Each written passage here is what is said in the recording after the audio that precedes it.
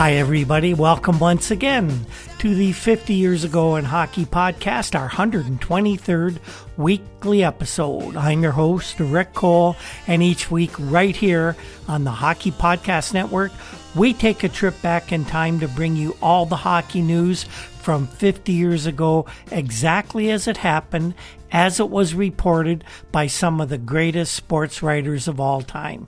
This week, it's March 20th to 26th, 1972.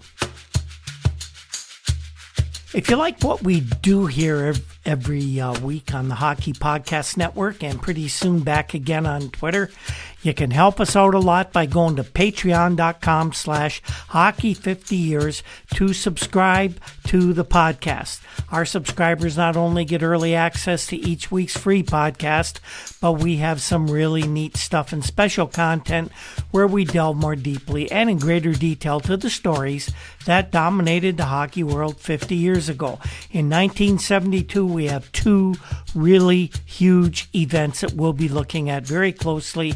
Of course, the advent of the World Hockey Association, and this September, the Summit Series between the Soviet Union and Canada. And we hope to have some pretty interesting stuff, stories you probably won't be able to find anywhere else.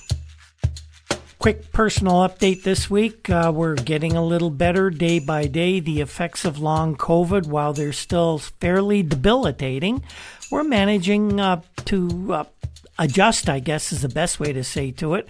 Working hard at trying to do our research so that the podcast can get out every week. And hopefully, if we can get ourselves caught up enough, we might, and we get the energy level up, we might get the Twitter feed back within the next week or two.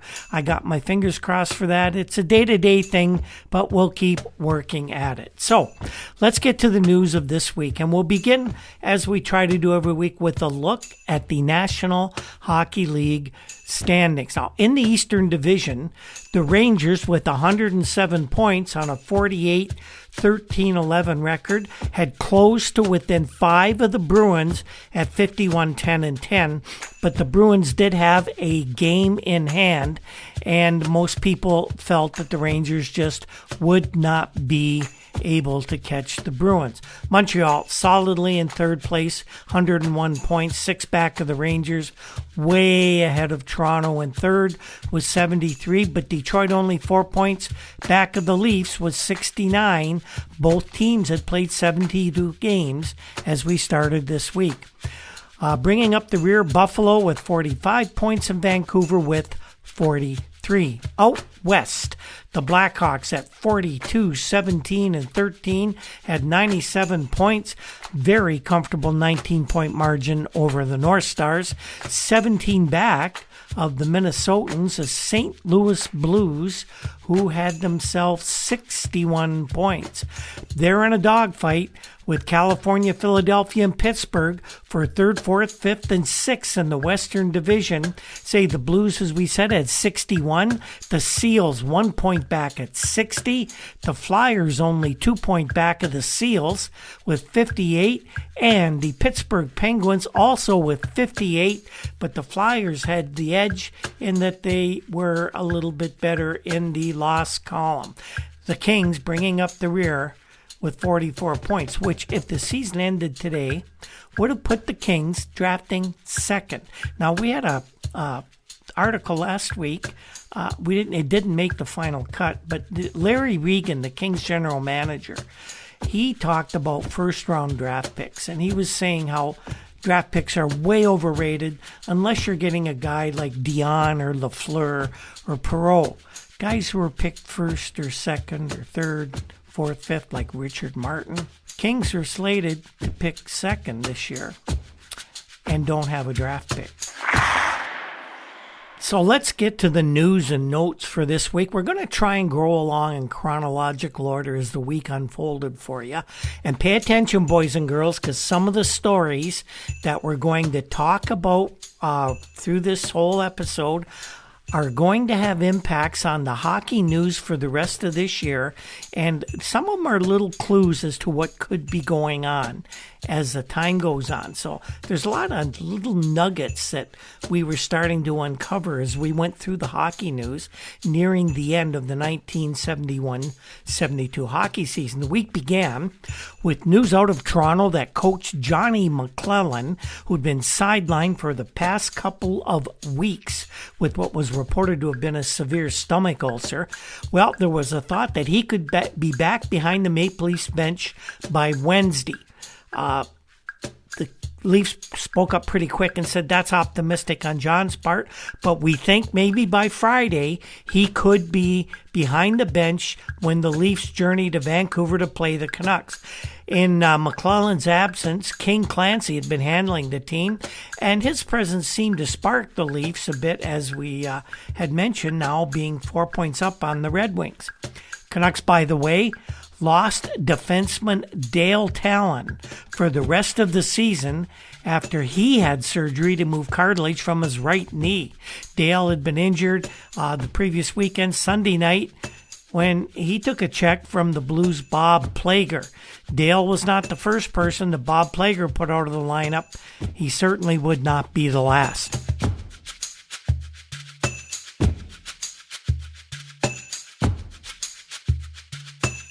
Another early week injury report. Right winger Rod Gilbert of the Rangers gone for 7 to 10 days with what the team described as a severely strained neck muscle.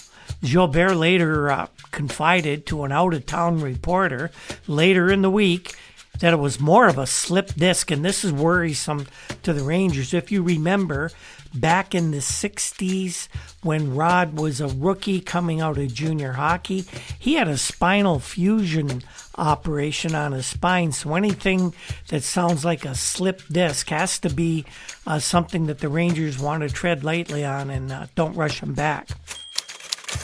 Here was an interesting story this week. In the present time now, in 2022, one of the interesting trends I've seen over the last couple of years has been for coaches pulling goalkeepers in favor of an extra attacker in a close game in which they're trailing, and they've been doing it a lot earlier than the conventional 1 minute to play when behind in that close game. This is as a result of advanced analytics that are indicating statistically it's much more advantageous for a coach to get the goalkeeper out earlier and the extra skater on the ice to take part in the play a little farther from the end of the game. We all thought up until this time, a lot of people, most people did, that 1 minute or less, maybe a minute 20, would be the time to pull the goalie, but not before that. Then the analytics started to come in and people's ideas began to change. By the way, I worked in the analytics industry. Former Arizona general manager John Chaika started Statleets, an analytics company, and I was there in the early days with them. I was what they called a video analyst, which was taking the play, analyzing it, and putting the data into the software where we got those wonderful numbers. I'm a big analytics guy. This is something that I kind of found as we were doing this. Anyway, 50 years ago this week, Al Arbour was coach of the St. Louis Blues, and he made the move that was more familiar to fans 50 years later. Down 3-1 with 2 minutes and 9 seconds to play, Al Arbour pulled his goalkeeper against the Canucks. Jacques Caron was the goalie.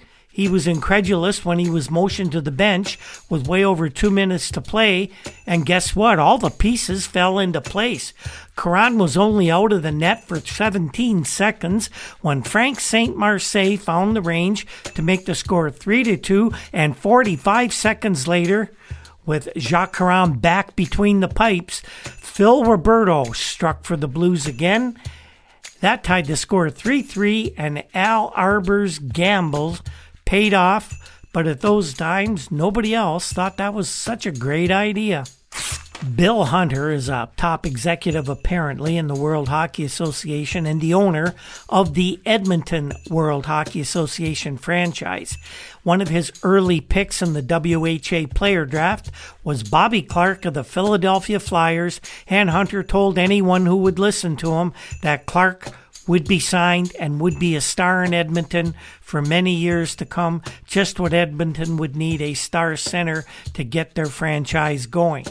Well, the Flyers put the kibosh on that this week. The Philadelphia club talked Bobby into a $120,000 a year, 5-year contract, and Bobby Clarke would not be moving to the World Hockey Association. Even though the trade deadline had passed, there were still some rumors going around of upcoming movement within the league. Bob Verdi of the Chicago Tribune, who had taken over for most of the hockey reporting from Ted DeMatta. Bob's a very good writer. He reported that Freddie Glover could be leaving the Los Angeles Kings coaching job. Where is he going?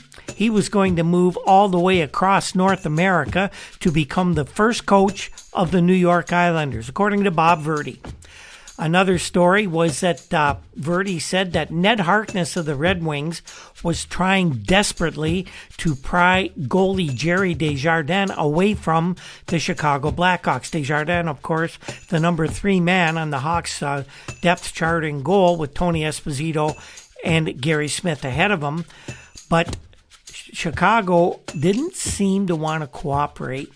They asked from Detroit either Marcel Dionne or Red Berenson.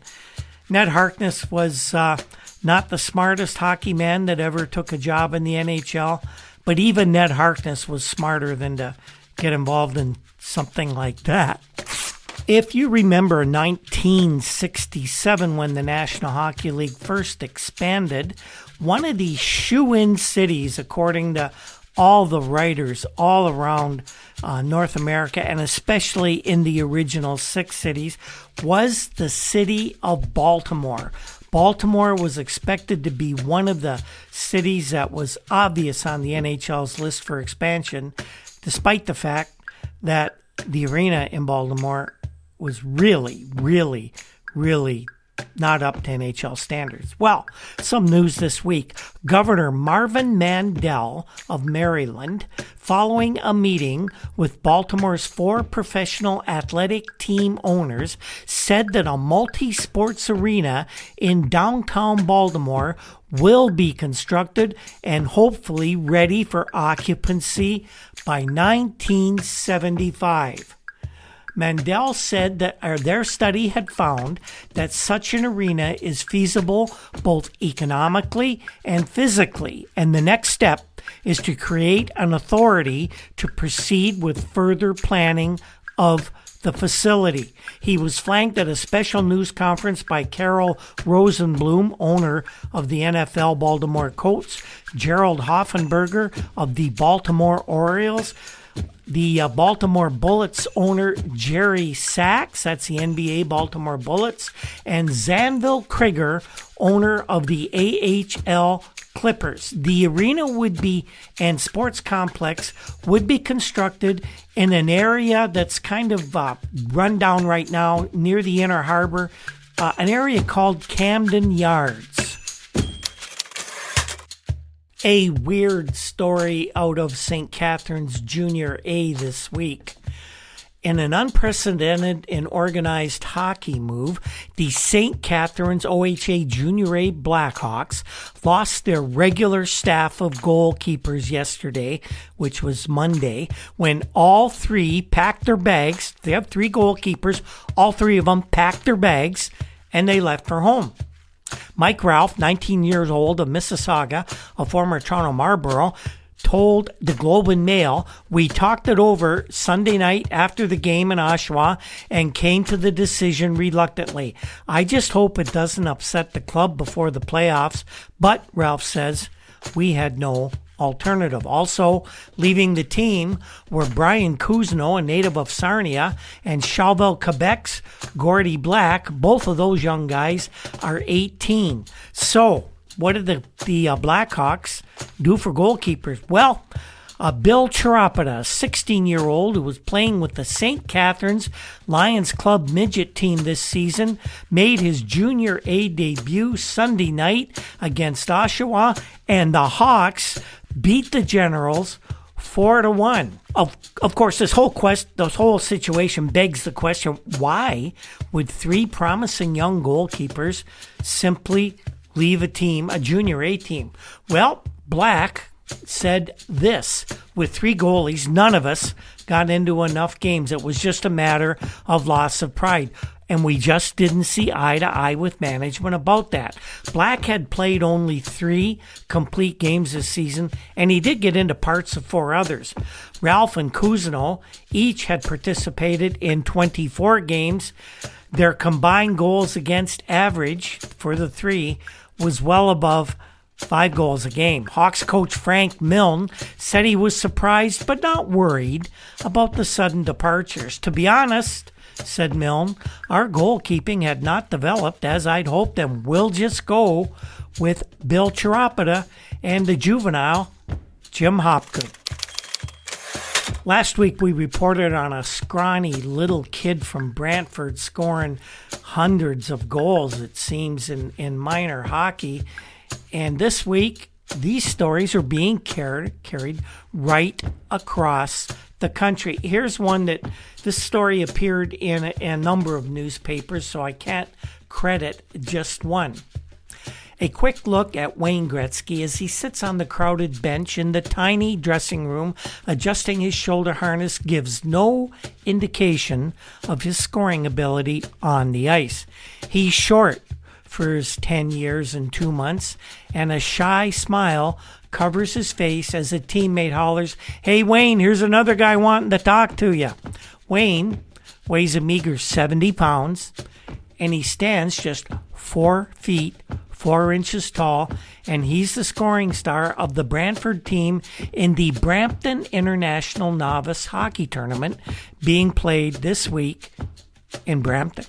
He modestly admits he scored 305 goals and assisted on 113 more in only 69 league and exhibition games in his own territory. He added 10 goals and 1 assist as Brantford defeated Oakville 11-5 on the opening round. In the morning game, won by Brantford 4-2, he scored 3 goals and set up the other. And in the night game, he scored all 7 of his team's goals. Coach Bob Hawkins said, "He's a great little player." No kidding, Bob. The Brantford team plays in the Ontario Minor Hockey Association Hub Novice League. Other teams in the loop are from Kitchener, Waterloo, Woodstock, Stratford, and Golf. Hawkins said, "Around our league, everybody thinks of him as a defenseman, but actually, he's a center player. In fact, he can play every position on the team, and I'll bet he could even be a decent goalkeeper." Now, the coach said he'd used Wayne many times on defense, and he scored several goals from that position. Hawkins said, "I usually start him on defense, and if I see we're in trouble, I move him up.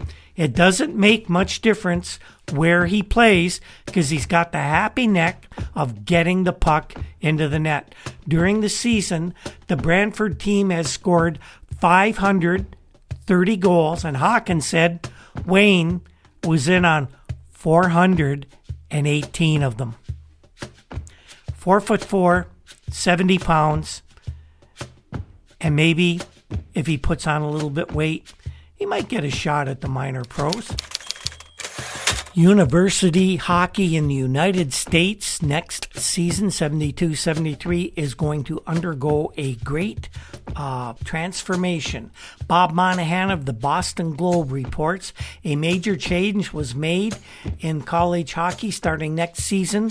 College players may body check all over the ice right the same way as the professionals do.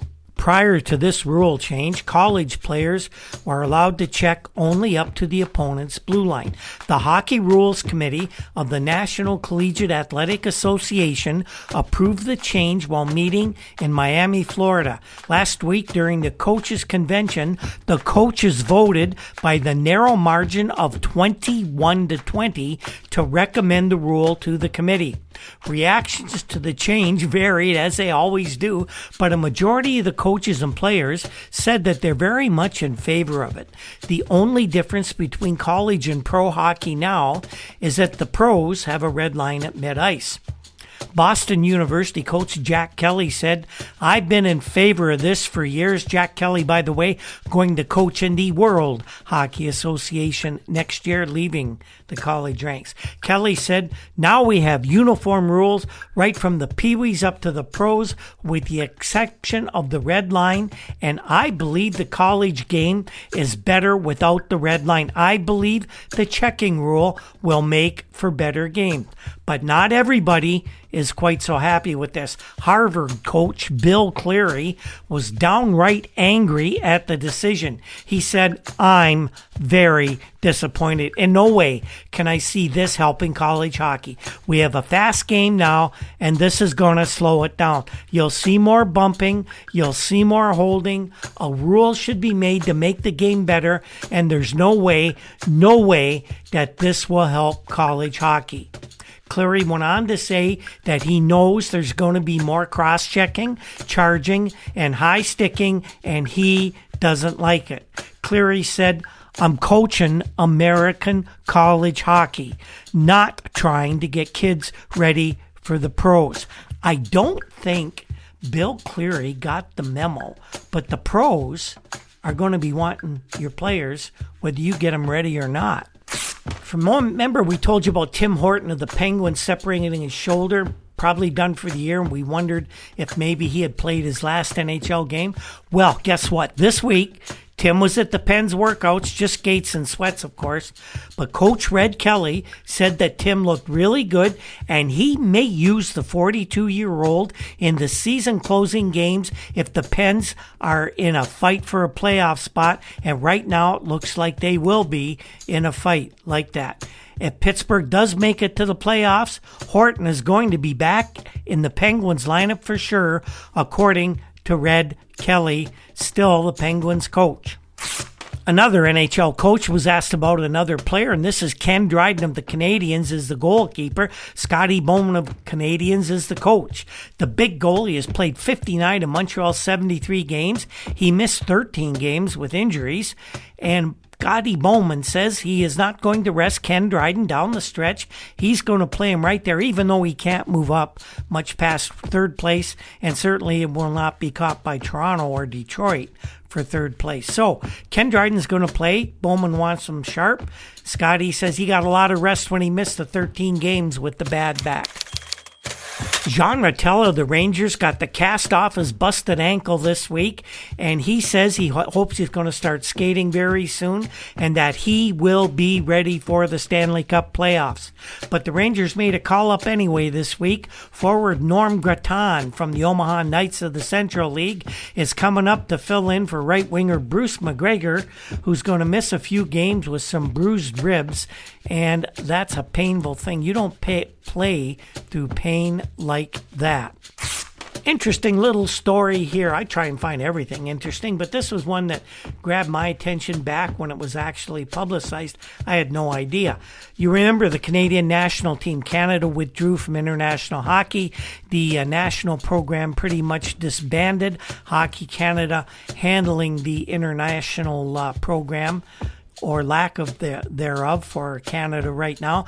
But there are, in the National Hockey League in the 1971-72 season, 11 graduates of that Canadian national hockey team. They are Ken Dryden and Bob Murdoch of the Canadiens, Brian Glennie and Billy McMillan of the Maple Leafs, Danny and Kevin O'Shea of the Blues, Butch Goring and Bob Barry of the LA Kings, Jerry Pinder, Marshall Johnson of the Seals, and the New York Rangers young defenseman Ab DeMarco Jr. we've heard the Rangers fans whining about the injuries they've had, and they've had bad injuries. I mean, the players that they've lost. Look at Brad Park goes down later this week. Rod Gilbert out with the neck problem. Of course, the broken ankle for Jean Rattel. But pity the poor Buffalo Sabres, because it's not just the players that have been having the problems there. Buffalo's trainer, Frank Christia, this week underwent surgery for removal of his gallbladder, and he became the 16th member of the team to be lodged in hospital this season. The list, of course, is headed by Coach Punch Imlach, who's recovering from a heart attack he suffered in January. As well, 13 players have been hurt, and assistant general manager Freddie Hunt was stricken with pancreatitis. Dan Stoneking of the Minneapolis Star has this touching story about Lou Nanne of the North Stars. North Stars' Lou Nanne kept his promise to 10-year-old Mark Klein Tuesday night. "Mark and I got our 20, said Nanne, after he scored his 20th goal of the season in Minnesota's 4-2 victory against California Golden Seals in Minneapolis at the Metropolitan Sports Center. Mark is the son of Mr. and Mrs. Thomas W. Klein, and he passed away last week of leukemia. Lou Nanne had visited him 2 weeks ago in Mount Sinai Hospital. Lou said, he made me feel like a superstar. At that time, Mark showed Nanne a piece of wood he had painted into a scorecard, which illustrated each of Nanne's, at that time, the total of 18 goals. Mark said to Lou, there's room for 2 more there. And Lou said, well, we'll try and get them for you, Mark. When Mr. Nanne came for that visit, it was the first time in 6 weeks that Mark had sat up in bed, said Mrs. Catherine Klein, the mother of 9 children. He had sent some autographed pictures of the North Stars before that when he found out just what a big fan that young Mark was. The visit proved inspirational for the 30-year-old Nanne as well, making a difficult conversion from right wing from defense this season. Nanne gets 20 goals, and he said his rush at the end of the season was because of the inspiration given to him by one very young, devoted hockey fan. A record this week for Marcel Dionne of the Red Wings. Marcel set the record for points in a season by a rookie. The 5'8" center scored 2 goals, added 2 assists in Detroit's 6-3 victory over the LA Kings out on the West Coast. That gives him 75 points for the season, 3 above the previous high of 72, set just a year ago by Gilbert Perreault of the Buffalo Sabres. I got to know Marcel quite a bit over the last couple years. I was a regular over at his diner. Got to take a look at a lot of his memorabilia in the shop he had there. The store is closed now. We understand he's got another project not far away, we hope. And I hope to get Marcel onto the show here one time to talk about some of the more interesting things that he had to go through 50 years ago. The city of Dayton, Ohio's World Hockey Association dream appears to be slipping away, while team president Paul Durneau, he skates around the issue, citing consultant reports that puts Dayton as a surefire success in a new pro hockey league. But City Council simply will not make a timely decision on the location of a new arena to house a team, and it's quite likely there's not even going to be a new local arena as opposition around the city continues to rise, and many groups are disputing the fact that the city is willing to spend a large fortune to house a team that's not putting any money into it. We don't know where this is going. Well, we do know 50 years later, but at that point in time, didn't look good for Dayton, Ohio. Johnny McLellan did indeed return to the Maple Leafs bench on Friday evening in Vancouver. He coached the Leafs. He had a rough night. You could see he was uncomfortable behind the bench, and his return was short-lived. After the one game, Johnny went to general manager Jim Gregory of the Leafs. He actually waited till the next day to see how he felt when he had a good night's sleep. He did not have a good night's sleep. In fact, he did not get hardly any sleep at all. Wound up about the game and in great discomfort, downright pain from the stomach ulcer that has been bothering him. So he went to Jim Gregory and he told him he is not well enough to continue coaching the team. The decision was made that John will not return to the Maple Leafs to coach this season. And for better or for worse, the Maple Leafs are now King Clancy's team the rest of the way, at least for this season. The NHL this season has been packed with dirty dangles, hat tricks, and big wins, and as the action rolls on, Draftkings Sportsbook, an official sports betting partner of the National Hockey League, has your shot to win big too. New customers can bet just $1 on any team, and you get $150 in free bets if your team wins. That's right. A bump in the win column for your team means free bets for you. And if Sportsbook is not yet available in your state, you still have a shot to light the lamp. Everybody can play for huge cash prizes with DraftKings Daily Fantasy Hockey Contest. DraftKings has given all new customers a free shot at millions of dollars in total prizes with their first deposit. So, download the DraftKings Sportsbook app now. Use promo code THPN for the Hockey Podcast Network. Bet just $1 on any NHL team, and you get $150 in free bets if that team wins. That's promo code THPN at DraftKings Sportsbook, an official sports betting partner of the National Hockey League. Must be 21 or over. Some restrictions do apply. You gotta wonder what the heck is going on in Miami with the Screaming Beagles or Angry Birds or whatever they're going to call them this week. They go and they spend $500,000, maybe $750,000, nobody knows for sure, on Bernie Parent, signing him away from the Toronto Maple Leafs.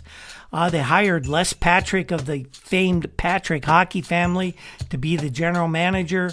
Then a reporter drives out to where the beautiful new executive center, I think they called it, arena was being built.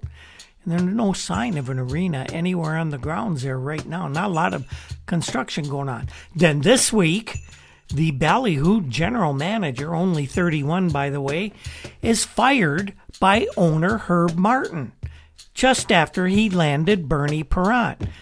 Now, Les Patrick was given his pink slip. The reason was that he engaged in activities not consistent with those of a professional hockey general manager.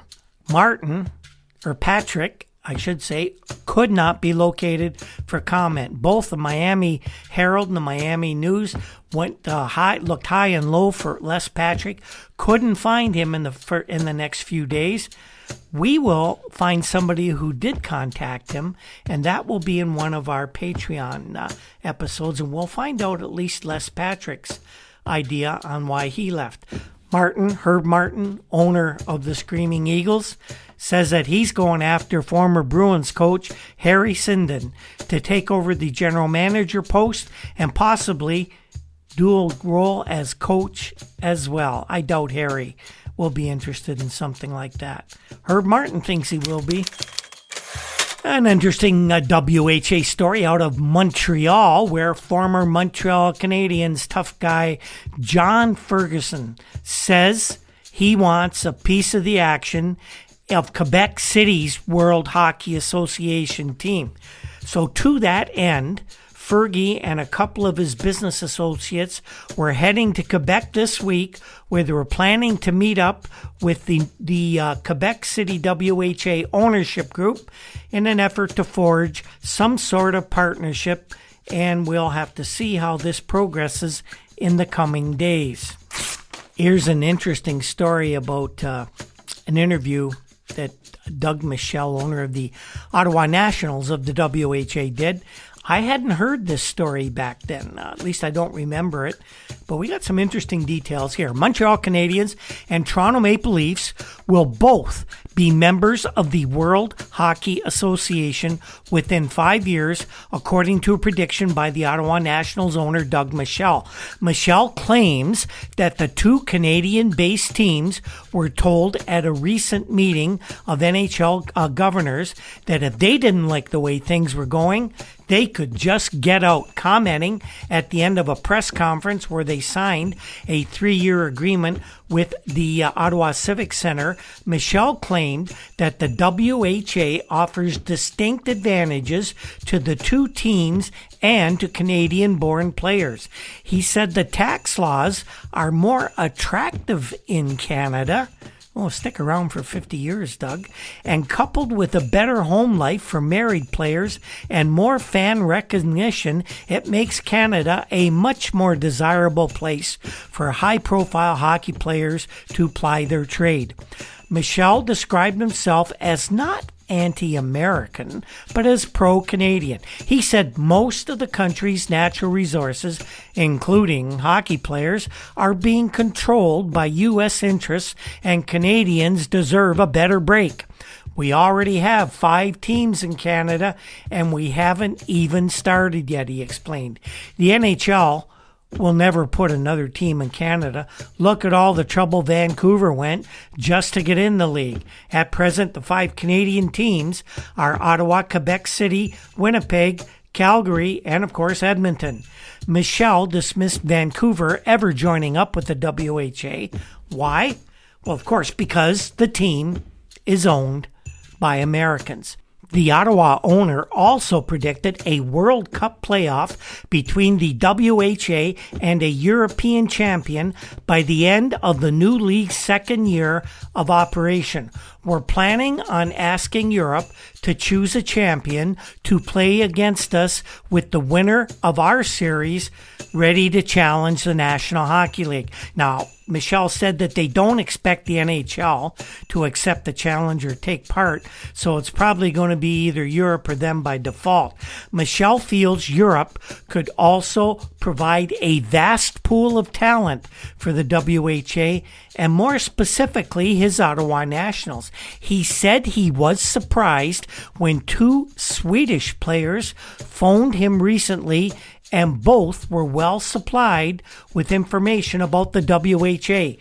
Michel feels the North American salaries could entice top European players to play in the WHA, and that co-worker Buck Owl has a wealth of knowledge on overseas talent thanks to his work with Hockey Canada. There's a lot of speculation that Owl is a good candidate as either general manager or coach of the Ottawa Nationals, but Michel says he hasn't even talked contract with Owl yet. There was an ugly incident this week in hockey. We'll talk to you about that. It occurred in a game between the Boston Bruins and the Minnesota North Stars. Several notable occurrences in that game, but this incident of stick swinging between Wayne Cashman of the Bruins and Dennis Hextall of the North Stars was especially best described as sickening. Ted Blackman of the Montreal Gazette wrote about it after the incident took place, but before NHL President Clarence Campbell examined to see whether there should be further penalties. And wait till you hear about the penalties, thanks to referee Bill Friday. In case you missed it, the incident went this way. Hextall is a rather rowdy bouncer in the employ of Minnesota. He gathered up the puck in his own end and began a sortie through center ice. As he crossed his blue line, Cashman delivered a 2-handed slash across his leg. Nothing unusual for Cash.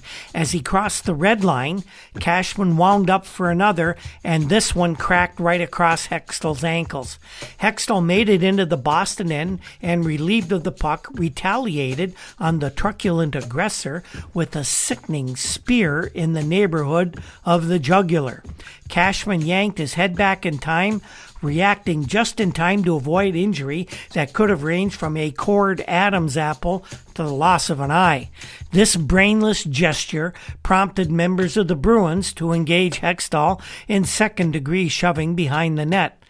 Now, by this time, Cashman, who went down like he'd been shot by a sniper, he had sufficiently, amazingly recovered his poise and came leaping into the crowd, head over the top. He swung his stick down at Hextall's unhelmeted head, which jerked quickly, and the blow fell upon Hextall's shoulders. Referee Bill Friday, who had signaled a delayed penalty against Cashman for the first two-hander, stuck with his prosecution of a minor penalty despite the second vicious swing.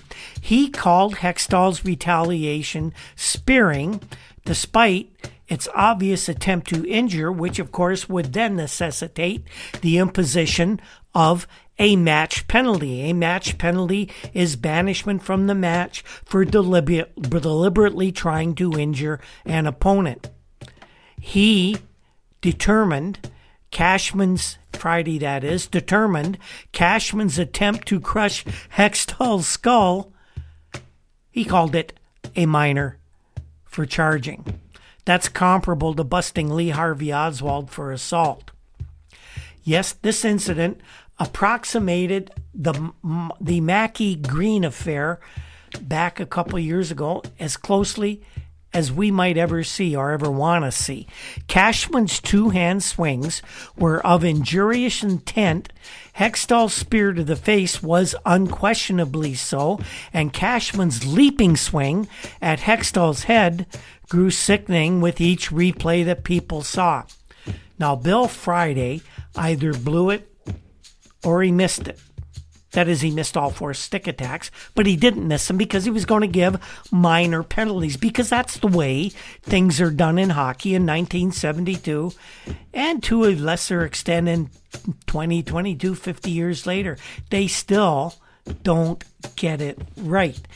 In either case, anyway, between these two players in 72, Friday did his job poorly, and anyone with respect for people in high places, such as Scotty Morrison or Clarence Campbell, will assume immediate action will be taken to administer belated justice. Well, later in the week, Clarence Campbell got a videotape machine, he got a videotape, he got films, and he watched himself some movies. Not something he'd been really engaged in a lot during his time as president of the NHL, but times they were a-changing, and so was Mr. Campbell, apparently making the league safer. And he felt that this egregious, terrible fight was worth a 3-game suspension to each player for swinging their sticks at each other's heads. One team, of course, having been involved in something like this a couple years ago when Ted Green had his skull caved in by Wayne Mackey. Both players also were fined, as well as the 3-game suspension. Cashman will pay $200 for swinging his stick above the shoulders, and Hextall was docked $100 for spearing Cashman near the chin. These suspensions will have little or no effect on the standings of either club. The Bruins immediately announced that they would appeal Cashman's suspension, but they were talked out of that before Cashman's first game was due to be played. It was against the New York Rangers, and he sat out, and the Bruins still won. One of the real great writers during this time, 1972, was Dave Anderson of the New York Times. Dave did sports. He did it really well. He didn't get into hockey too much, but on this occasion, he did with one of our all-time favorites, and we'll talk about that right now. Among the gods of Twilight, George Blanda of the Oakland Raiders has been revered as the toughest of the old athletes. But he's a place kicker and a substitute quarterback. He wears a helmet with a protective face bar, and his season involves only 14 games. Not that George Blanda is to be scorned, mind you. Soon to be 44 years old, he is a snarling competitor. But the toughest of the old athletes might just be Lorne Gump-Worsley, soon to be 43, a pudgy goaltender who has signed a new 2-year contract with the North Stars through the 1974 Stanley Cup playoffs. And a week after those playoffs end, I'll be 45, he says, his eyes twinkling, and I'll be eligible for my NHL pension. After nearly 25 years in the National Hockey League, Gump will have deserved it. In his bulky pads, he has the burden of a football team's entire defensive backfield. He is the only goaltender of stature to spurn a mask that would protect his face and psyche from the rock-hard 6-ounce puck as players swarm in on him with sticks in their hands and knives on their feet. In the 2-goaltender system that now prevails, his share of the 78-game season will be about 35 games and perhaps another half dozen in the Stanley Cup playoffs. With an unusual bonus of $1,000 for each victory he participates in, $500 for each tie, and an extra $100 for each shutout atop his $40,000 salary, Gump's earnings are approaching $60,000. Not bad for somebody who endured a nervous breakdown with the Montreal Canadiens 2 seasons ago. Gump said I'd had it. I didn't want to play anymore. I didn't want to fly in the planes anymore. But the Canadiens, they took good care of me. They just didn't say goodbye, you're gone, eh? They sent me to a psychiatrist. I started feeling better. I even played in an old-timers game. One day, Ren Blair called me, he says, alluding to the North Stars general manager, and I thought he was pulling kind of a smooth play on me. Ren said, how'd you like to play for us, eh? I said, you got to get Canadians' permission. He said, I already got it. And the Gump told him, all right, call me back in a couple days. His wife, Doreen, suggested he join the North Stars for the remainder of that season. Gump says it's the best move I ever made. We love it there. It's quiet. It's clean. The wife and the kids love it. Doreen told me not to think about jumping to that new league because she ain't going to move. And we've got a terrific coach. Jackie Gordon tells Cesar Maniego and me, if you're having problems, don't come to me with it. You work it out with each other. We watch each other for mistakes. We're roommates. We both know that one guy can't play for the whole bundle. Him and me, we admit it, there's just no way you can do it these days. Worsley says Caesar was going to retire. He wasn't going to sign a new contract unless he signed. So Gump signed the new contract, and with all the travel now, 2 goalkeepers, equal partners, are a necessity. But the same man who ignores a mask perspires with tension during an airplane ride. On our charters, I find it easier to sit up with the pilots. I can see what's going on. They explain things. Sometimes they have extra earphones, and I can hear what's going on the radio. I still don't enjoy it, but it's a lot better than it was. I took the family to Florida, but every little bump I grab on, I hang on for dear life. My youngest one, Leanne, she's just 4. She laughed. Look at Daddy, she says, but the mask, it's different. I never went to it. I never had one on. Not long ago, he was knocked out cold. We told you about that last week, I think, by a puck that struck him square in the nose. And that's happened before. Andre Pronovo tipped one that cut me over and under the eye, and that was the worst one. But I finished the game. Bobby Hull rifled one off my ear, and the ear turned black. An occupational hazard, they call it that.